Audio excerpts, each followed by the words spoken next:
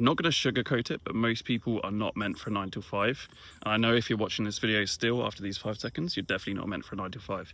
You've always felt like you're destined for more, you can do more, and actually more switched on than most people. You question more, you look and see things more, and you understand, okay, there's more to life than going and commuting 1 to 2 hours every single day in the rain, potentially if you're in the UK, to a job which you don't even have direction in, and working for someone else to get their money. But what can you do about it, and should you leave? That's what I've done. A year and a half ago, I left my 9 to 5. I hated it. I left at 7 a.m. and it was all from an email I got from my dream company saying, Will, you're not going to be accepted for this role, but we want to talk further about more possibilities. And that was enough for me to fly 6,000 miles across the earth to South Africa and work for free for 1 month to find a gap in the market in the business. And I actually found 2. I was offered 2 roles. I was in YouTube SEO for about 3 months. After those 3 months, I was offered another role for social media, and I've run social media for over a year now. And it's been incredible. It's absolutely incredible. It's possible, it's worth it, and it's hard at the same time. So do not take it as easy. There's going to be many obstacles in the way, but I would much rather choose every day of the week hardship in my own way by choosing and forcing and pushing through all the negativity and the hard obstacles and hurdles to get to where I want to be, either owning a business or dream company, dream business I want to work for, dream skill set, dream role, than letting society choose for me in a 9 to 5, working for someone else, making money for them for their business, and having no aspirations because you can't progress quick enough and you're chasing a promotion that comes every 5-10 years, maybe every year, but it's 5%. I'm not happy with 5%.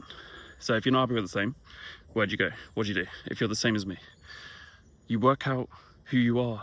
And if you can't do that while working the 9 to 5 because you're so stressed you don't even have enough time, you either cut down a few hours, cut down a few days, step back a little bit for a little while, do something, sounds silly, but just journal or write down or speak to your phone, voice note, go for a walk in the woods, walk around your neighborhood, and just take the time to work out and ask yourself these questions. Who do you want to be when you're 30, 40, 50, 60 years old?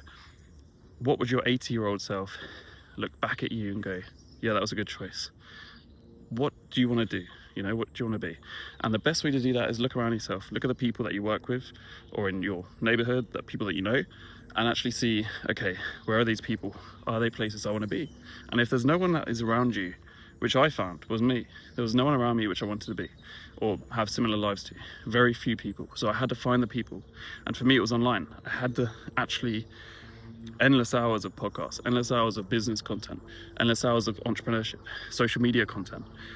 You name it, I've watched endless hours of it and learned an incredible amount. I made a lot of friends in the business entrepreneurial world, social media, YouTube, all of it. And every single moment was worth it. I've signed up to a few courses over the time. All of those were worth it. Community is great. Building with people who actually are building the same thing and not feeling lonely while doing it, it's a really good feeling. And you grow quicker because you get feedback. The feedback is so important because without the feedback, you're teaching yourself on what you already know. And you don't know yet because you've not done it yet. But people know it already. They are doing it as well. Maybe they know something you don't, and they can point out what you're doing wrong or maybe need to course correct and do it in a certain way, do it in a different way, and how to build on that. So with all that said, should you quit your 9 to 5 and pursue the dreams you actually want to achieve? The answer is yes. Should you quit it straight away? I can't answer that for you, but make sure you've got a buffer. Do not quit it without having money saved up or the means to have a couple months of testing, iterating, and going after the dream, because the stress will shoot you in the feet. And yeah, if you want to build in content and become a content creator, build a personal brand, then start doing the content before you quit your job. Start doing 2 to 4 hours every single day before and after work, filming content. Film a simple talking head in the woods on a daily walk, for example.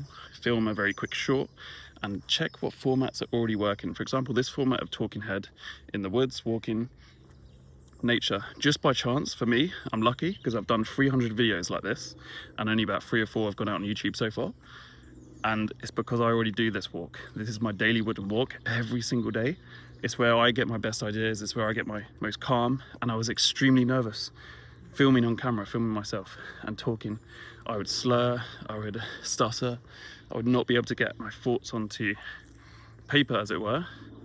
and it was very hard for me, but 300 videos later, it's much easier. And someone for the first time just walked past me a minute ago, and it's someone I know. I don't know him personally, but I see him in the woods all the time. I just said hi a minute ago, and I didn't realize he was so close to me. He could hear everything I was saying, and I'm talking about wage slavery, 9 to 5, get out your job. Sounds insane from a, like, you know, it sounds very different level in the woods if you're on a calm walk. But I didn't care, I carried on filming. So it is what it is. Before, I would crawl up into a ball, go bright red and stop filming and probably have a quiet drive home in the car and reconsider my entire life and be like, oh. But that's not the case. So the point of that is you can change, even if you're extremely nervous on camera, even if you want to build content online. I've always wanted to be a YouTuber, and you don't have to have views. Views are so materialistic and surface level. You need them.